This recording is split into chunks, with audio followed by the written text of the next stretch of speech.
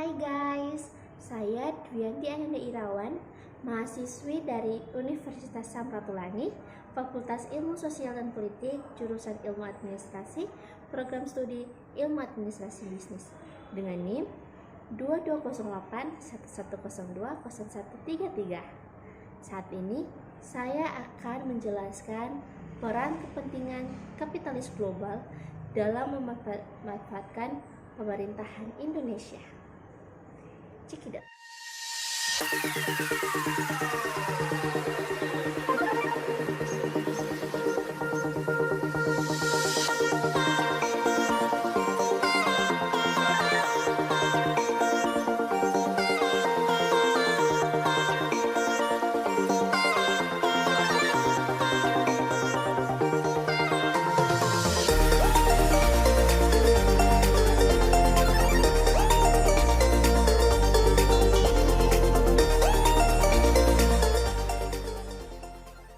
Saat ini, dunia telah memasuki era zaman revolusi 4.0 yang dimana perkembangan teknologi digital yang semakin canggih.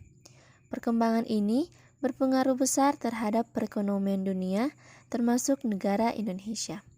Menurut Kepala Puslitbang, Aptika dan IKP menerangkan bahwa sektor industri yang berkembang seiring dengan perkembangan teknologi tentunya membawa dampak pada perekonomian satu negara dan membawa masyarakat memasuki era ekonomi digital. Kita akan masuk pada peran kepentingan kapitalis global dalam memanfaatkan pemerintahan Indonesia. Kapitalisme secara umum mengacu pada suatu sistem ekonomi yang di dalamnya mencakup atau sebagian besar alat-alat produksi dimiliki secara private dan dioperasikan demi keuntungan. Selain itu, dalam sistem ini, investasi, pendapatan produksi, dan penentuan harga barang-barang dan jasa ditentukan melalui operasi ekonomi pasar. Sistem kapitalisme pertama kali terinstitusikan di Eropa pada masa abad ke-16 hingga abad ke-19, yaitu pada masa perkembangan perbankan komersial Eropa. Ada beberapa elemen kunci yang kerap disebut dalam pendefinisian kapitalisme, yaitu sistem, modal kapital, kepemilikan individu, proses produksi, kompetisi, pasar bebas, investasi, dan profit. Kaum kapitalis tidak hanya ingin membesar, tetapi mereka juga ingin membesar dengan cepat. Caranya ialah dengan menciptakan lembaga perbankan. Fungsi utamanya yaitu untuk menggeruk dana masyarakat dengan cepat, sehingga dapat segera mereka manfaatkan untuk menambah modal perusahaannya agar bisa menjadi cepat besar. Pertumbuhan yang mengerikan jumlah uang kertas yang mengambang telah dipicu oleh berbagai macam ekspansi hutang oleh negara, perusahaan, dan rumah tangga yang diperoleh melalui kredit bank yang terjadi sejak permulaan gelombang depresi panjang, yaitu pada awal 1970-an. Sebab mendasar sistem spekulatif yang membengkak ini adalah berbagai macam ekses kapasitas produktif yang membelenggu sebagian besar industri di seluruh dunia. Eksistensi sistem ekonomi kapitalis di Indonesia. Untuk memahami apakah sebuah negara itu bercorak kapitalisme ataukah sebaliknya sosialisme, yaitu dengan melihat seberapa besar pihak-pihak yang menguasai sektor ekonominya. Sesungguhnya, jejak kapitalisme di Indonesia dapat ditelusuri ketika Indonesia mulai memasuki era pemerintahan Orde Baru.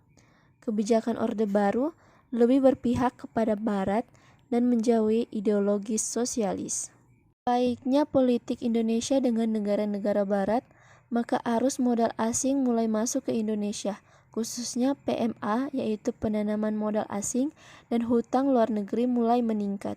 Menjelang awal tahun 1970-an, atas kerjasama dengan Bank Dunia, Dana Moneter Internasional IMF, Bank Pembangunan Asia ADB, dibentuk suatu konsorsium Intergovernment Group on Indonesia (IGGI) yang terdiri dari sejumlah negara industri maju termasuk Jepang untuk membiayai pembangunan di Indonesia. Saat itulah Indonesia dianggap telah menggeser sistem ekonominya dari sosialisme lebih ke arah semi kapitalisme. Memasuki periode akhir 1980-an, sistem ekonomi di Indonesia terus mengalami pergeseran. Menilik kebijakan yang banyak ditempuh pemerintah, kita dapat menilai bahwa ada sebuah mainstream sistem ekonomi yang telah dipilih atau telah dipaksakan kepada negara kita. Puncak kegagalan Orde Baru ditandai dengan meledaknya krisis moneter yang diikuti dengan ambruknya seluruh sendi-sendi perekonomian Indonesia. Pasca krisis moneter memasuki era reformasi, ternyata kebijakan perekonomian Indonesia tidak bergeser sedikit pun dari pola sebelumnya, bahkan semakin liberal. Dengan mengikuti garis-garis yang telah ditentukan IMF, Indonesia benar-benar telah menuju pada liberalisme ekonomi. Contoh kasus kebijakan industri yang berperan sebagai permainan dari pemilik modal dapat kita lihat dari industri manufaktur. Kementerian Perindustrian menerangkan bahwa industri manufaktur berperan penting dalam upaya menggenjot nilai investasi dan ekspor sehingga menjadi sektor andalan untuk mengakselerasi pertumbuhan ekonomi nasional.